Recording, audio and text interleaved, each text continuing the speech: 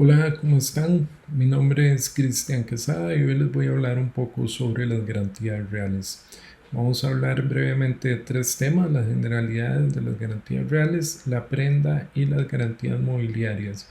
Y en un próximo video vamos a hablar de la hipoteca y las cédulas hipotecarias. Para iniciar les voy a presentar un video que les preparé.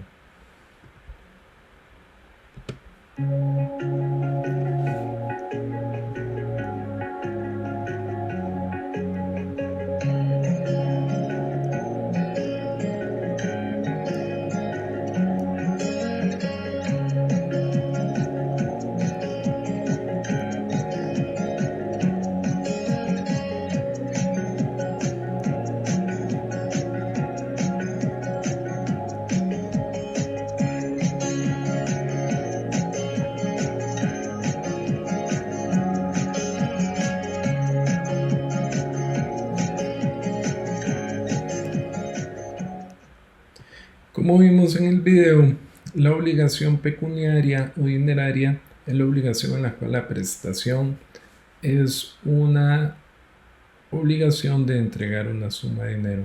También vimos por ahí el concepto de interés, que es el precio que tiene que ser pagado por la utilización de bienes de capital, en este caso el dinero.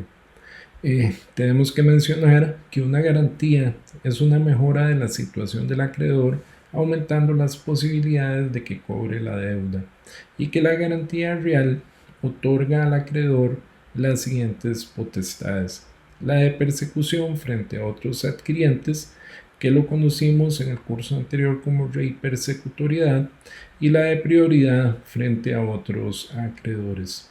Don Vicente nos habla, don Vicente Galatayud, que las garantías reales brindan ventajas superiores al acreedor que el simple derecho de prenda general sobre todos los bienes del deudor, es decir, que otorga el principio de responsabilidad patrimonial. El principio de responsabilidad patrimonial lo encontramos en el 981 del Código Civil, y lo que nos dice es que todos los bienes que constituyen el patrimonio de una persona responden al pago de sus deudas. En este caso, como lo vamos a ver ahorita en este esquema, no estamos hablando de que van a responder todos los bienes del deudor, sino un bien en específico dado en garantía, sea un vehículo o sea un bien inmueble. Veamos el esquema. Como lo vimos en el video, el deudor da dinero al acreedor, da dinero al deudor, y el deudor está obligado a devolver ese dinero más el precio del dinero entre el número de cuotas pactadas. Siempre y cuando el deudor cumpla con el pago de las cuotas, entonces no entrará en mora y el acreedor no puede hacer nada en contra del patrimonio del deudor.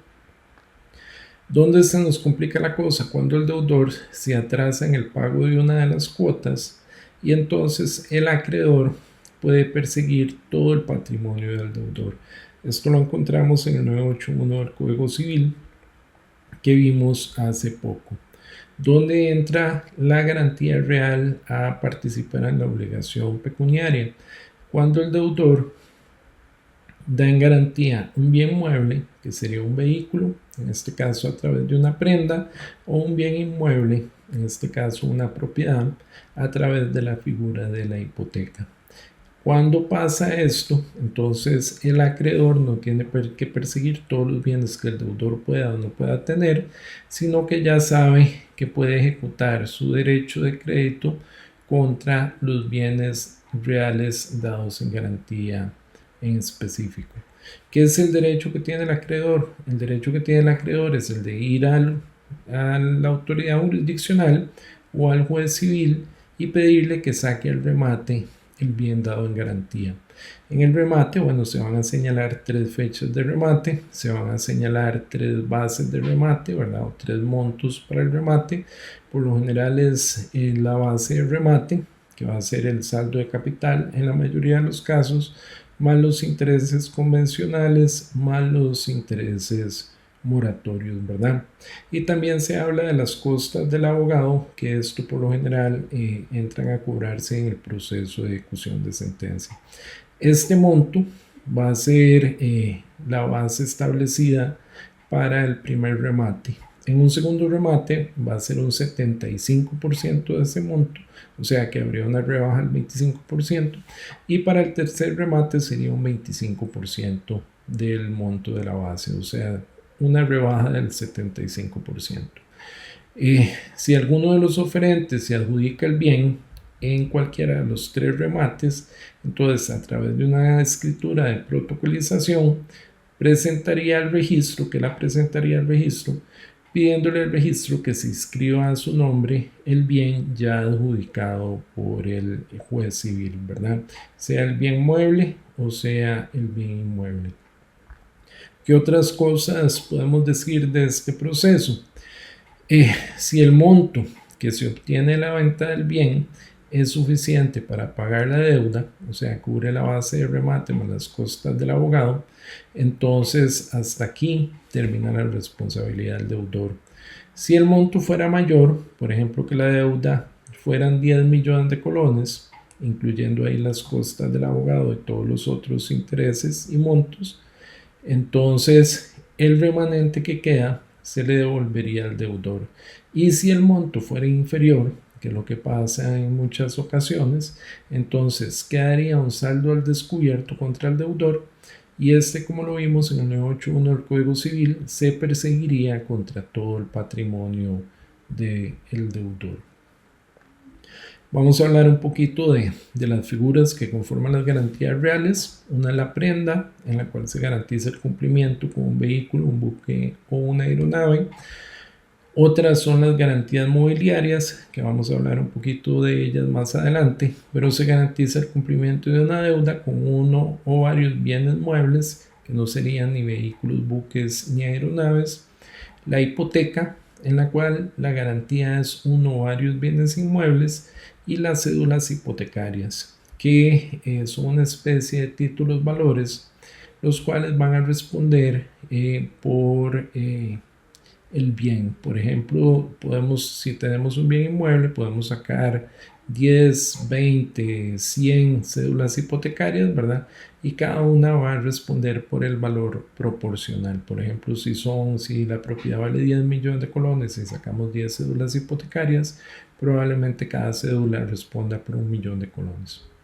Ya conversamos un poquito del proceso de remate. Aquí podemos ver que el acreedor tiene la potestad de que en el caso del incumplimiento de la obligación por parte del deudor pueda realizar el valor del bien en venta judicial o remate, y con el producto de esta venta hacerse pago de la obligación principal, accesorias y costas de ejecución, y en el caso de que el producto de remate no alcanzara para cubrir lo adeudado, puede perseguir otros bienes del deudor hasta satisfacer el pago en su totalidad. Esto persiguiendo todo el patrimonio del deudor, como lo establece el 981 del Código Civil. Vamos a hablar un poquito de la prenda. Originalmente se trató en el derecho romano, se lo denominaba pignus, que se traducía como peño, y de ambos vocablos se derivan los términos pignorar y empeñar, y el bien dado en garantía tenía que quedar en poder del acreedor o del depositario designado de común acuerdo. Esto era lo que se llamaba la prenda con desplazamiento, ¿verdad? Que el bien no quedaba en manos del deudor, sino que quedaba en manos del acreedor.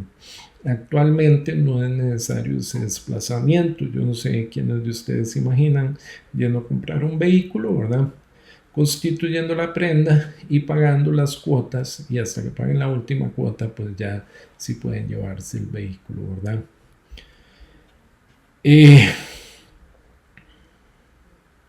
El objeto. Son objeto de prenda los bienes muebles inscribibles, con excepción de los préstamos de las casas de empeño, de los almacenes generales de depósito y de las garantías mobiliarias, que ahorita los vamos a tratar. Son objeto en forma específica las aeronaves, las embarcaciones y los vehículos inscribibles, ¿verdad?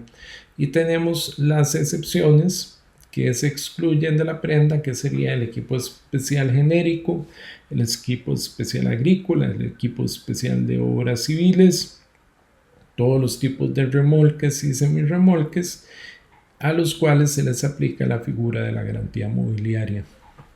no vayamos a cometer el error de constituir una prenda sobre alguno de estos bienes a los cuales no se les aplica la figura de la prenda, porque digamos la consecuencia jurídica sería la cancelación de la presentación en el registro nacional. La obligación de remate en el 536 del Código de Comercio se establece que es nula toda cláusula que autorice al acreedor a apropiarse del bien dado en garantía prendaria o para disponer de él en caso de no pago, ¿verdad? Estos son cláusulas que se van a encontrar mucho en los contratos de prenda. Por ejemplo, se constituye una inscripción de un bien por primera vez, un vehículo que se presenta al registro recién importado para inscribir y se le traspasa a la persona que lo está adquiriendo.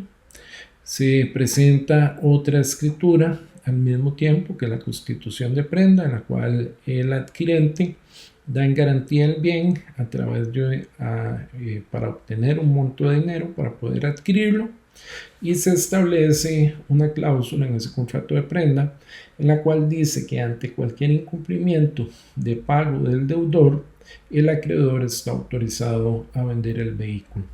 Y luego se adjunta un tercer documento que es un poder especial en el cual el deudor autoriza al acreedor para que pueda vender ese bien. Con esos tres documentos que se presentan juntos ante el Registro Nacional y que se inscriben, ¿verdad? Porque técnicamente no estarían incumpliendo ningún requisito de inscripción, algunas personas pretenden brincarse la obligación de remate, ¿verdad? Aquí tendríamos que ver que en forma expresa el 536 del Código de Comercio nos impide utilizar este tipo de medidas para tratar de evitar el remate. Es nula toda cláusula que autorice al acreedor para apropiarse de la prenda o para disponer de ella en caso de no pago. En este caso se estaría refiriendo al bien dado en prenda. Otro tema importante es que al celebrar el contrato puede autorizarse al acreedor para que saque el remate de los bienes dados en garantía por medio de un corredor jurado o notario sin necesidad de procedimientos judiciales. Esto es lo que se conoce como como el remate extrajudicial, que se hace en vía notarial y que ya varios notarios lo están haciendo y presentando al registro con mucho éxito y con mucha pericia, ¿verdad? El notario tiene que llevar todo el procedimiento de remate y al final, una vez que se logra, digamos, la adjudicación del bien, entonces presentar la protocolización por adjudicación, esta vez no judicial, sino notarial, ¿verdad? Para que lo tomen en cuenta, que lo pueden incluir en sus escrituras de prenda. Los requisitos de constitución de una prenda: tiene que constituirse en escritura pública. Si bien es cierto, hay algunos actos jurídicos que se pueden presentar al registro sin ser escritura pública, por ejemplo, simples solicitudes, ¿verdad?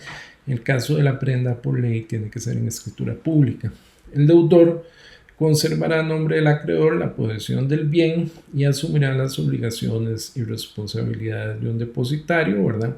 Y como prueba de esto, servirá el documento certificado que acredite la constitución de la prenda. ¿Qué más? El deudor responderá por los daños que sufra y que sufra el bien y que no provengan de caso fortuito o fuerza mayor o de la naturaleza misma de los sujetos. En cuanto a los privilegios que le otorga la prenda al acreedor, los bienes afectados por prenda garantizarán al acreedor con privilegio especial en importe de la operación los intereses, comisiones, gastos y ambas costas en los términos que indique la ley. Eso, como lo vimos en el esquema, es el monto que va a servir para determinar la base de remate y la eventual liquidación, ¿verdad? El deudor no podrá gravar los mismos bienes para garantizar otra deuda sin advertir en el nuevo contrato que existen gravámenes anteriores, ¿verdad? En este caso, el registrador o el registro o el registrador en forma específica de bienes muebles revisa cuando se va a presentar una prenda y verifica si el vehículo tiene algún gravamen prendario anterior, y en este caso le exigen la aclaración a las personas que están presentando la nueva prenda. El privilegio del acreedor no perjudicará a terceros de buena fe, sino a partir de la fecha de la presentación del documento al registro. El privilegio se mantendrá hasta que la obligación sea cancelada, prescrita o se haya extinguido, ¿verdad? Aquí recordemos los efectos de la publicidad registral. Una vez que el bien se inscribe en el registro e ingresa a la publicidad registral, entonces ya las acciones de terceros no podrían llamarse de buena fe. El acreedor puede inspeccionar los bienes dados de garantía y podrá estipularse en el contrato el deber del deudor de presentar informes, esto para velar por la debida conservación del bien. Y después el tema de la responsabilidad de los bienes, ¿verdad? Cada bien dado en garantía prendaria puede tener una responsabilidad específica. En este caso, digamos, la responsabilidad del bien se limita a la suma que se garantiza, y si son varios bienes y no se limitó la responsabilidad de cada uno, entonces entenderán que todos responden por la totalidad de la deuda. Por ejemplo, se constituye una prenda con 10 vehículos, la prenda es por $100,000. Si no se especifica la responsabilidad de cada vehículo, entonces entendemos que cada vehículo responde por $10,000. Pero si se constituye una prenda, por ejemplo, sobre $200,000 y está garantizada por 6 vehículos, pero uno es un Lexus del año de $150,000 y los otros vehículos son vehículos de un valor cercano a los $10,000, entonces podemos establecer la responsabilidad del vehículo Lexus en $150,000 y los otros 5 en $10,000 para una totalidad de $200,000. Ante daño, deterioro o peligro del bien, el acreedor puede pedir al juez que ordene al deudor tomar las medidas necesarias para proteger el bien, y si éste incumple, el acreedor podrá tomar medidas para el cuidado de los bienes, considerando los gastos incurridos como obligaciones accesorias al gravamen, ¿verdad? También el juez podrá quitar el depósito de los bienes al deudor y también podrá ordenar el remate de los bienes. Estos son medidas o potestades que tiene el acreedor para buscar la conservación del bien dado en garantía. Vamos a quitar esto por aquí. El registro de prendas, bueno, le corresponde al Registro Nacional el control jurídico y la publicidad de los contratos prendarios respecto a aeronaves, embarcaciones y vehículos inscribibles, ¿verdad? Esas dentro de las funciones de publicidad y seguridad jurídica del Registro Nacional, específicamente el Registro de Bienes Muebles, y de la inscripción y traspaso del certificado de prenda, la constitución del contrato de prenda, sus modificaciones, prórrogas, cesiones, novaciones, cancelaciones totales o parciales o cualquier otro acto jurídico deberá constar en escritura pública. Tenemos que recordar que todos estos actos se inscriben en el Registro Nacional. Esta escritura tiene que contener la identificación de las partes, ¿verdad? Recuerden que hay un deudor y hay un acreedor y que tienen que estar debidamente identificados con nombre, apellidos, calidades, domicilio, número de identificación.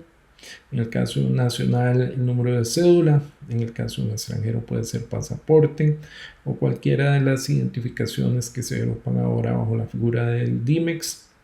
En el caso de una persona jurídica, razón social o denominación social.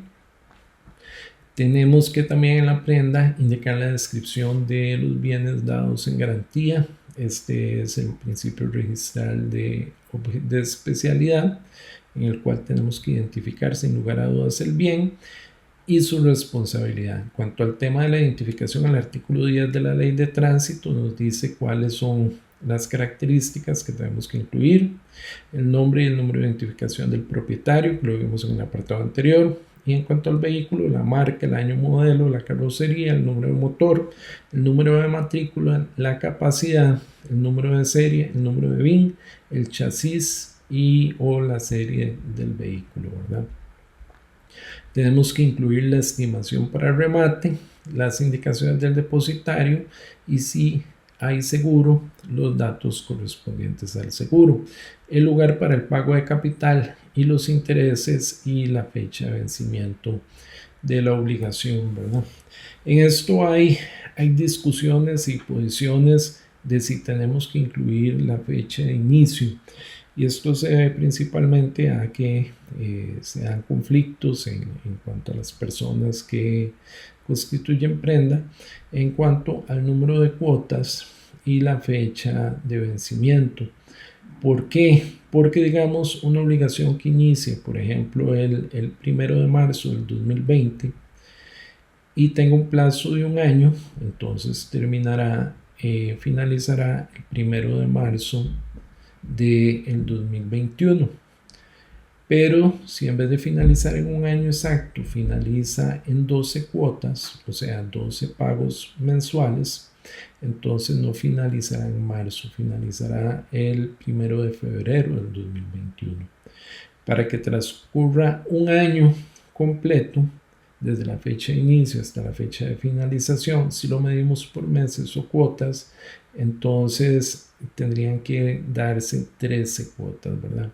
Eso pues cuesta un poco, tal vez que lo hagan aquí o que lo vean en el video, pero si quieren ponerle pausa al video y contar uno a uno, empiezan a pagar la primera cuota en marzo, siguen contando hasta que cuenten 12, se van a dar cuenta que la cuota número 12 va a ser en febrero del 2021 y no en marzo. Ahí se los dejo para que ustedes lo practiquen y lo comprueben, ¿verdad?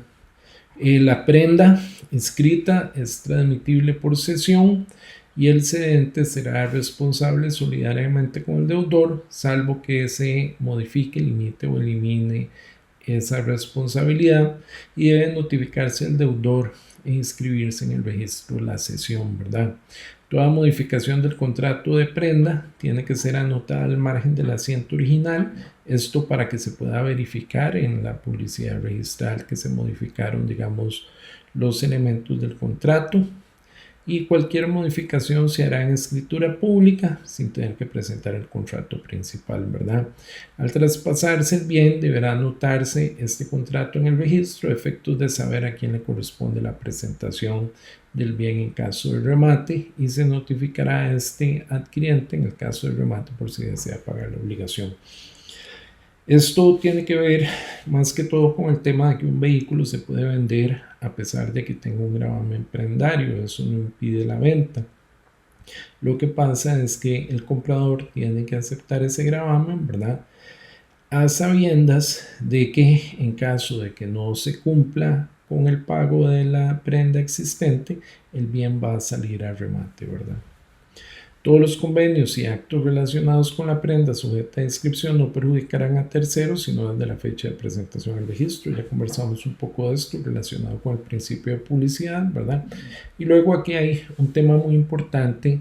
La inscripción no convalida los actos o contratos que sean nulos o anulables. El 559 del Código de Comercio lo dice muy claro, en las mismas palabras, ¿verdad? Y esto significa que muchas veces algunos notarios o tal vez algunas personas creen que un acto nulo al inscribirse en el registro se convalida, ¿verdad?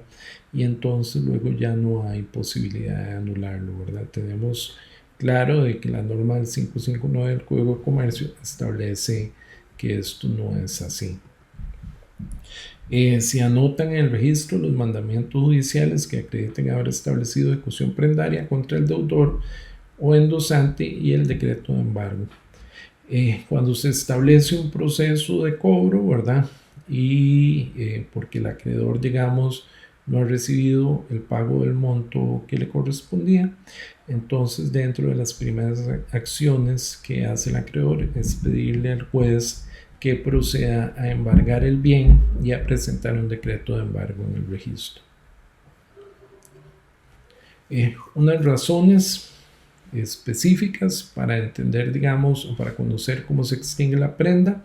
La principal es el pago total, que viene en el 561 del Código de Comercio. El acreedor puede pagar en cualquier momento la totalidad de la deuda, más los intereses, más cualquier otro tipo de gastos en los que se haya incurrido, ¿verdad? El deudor puede pagar, creo que dije el acreedor, ¿verdad? Y el acreedor está obligado a recibir el pago y a entregar la constancia de cancelación, ¿verdad? El pago parcial, cuando se permita o cuando esté autorizado el contrato, el deudor puede hacer pagos parciales y solicitar al acreedor que libere la garantía correspondiente, como en el caso que hablábamos que era una prenda de $100,000 y había 10 vehículos de 10,000. El deudor paga $20,000, puede solicitar que se liberen 2 vehículos, ¿verdad? También se extingue de conformidad con el 578 del Código de Comercio por prescripción. Recordemos que al ser la prenda una figura del derecho comercial, prescribe a los 4 años por pago total, por resolución del derecho, o sea, desaparece el derecho del constituyente, o sea, se declara, por ejemplo, la nulidad de la prenda, por venta judicial, en los casos en que el comprador deba recibir la cosa libre de gravámenes, ya salió a remate el bien, ya se adjudicó el bien, ya se inscribió y con la inscripción el juez había ordenado que se entregara libre de gravámenes y por lo tanto se cancela la prenda.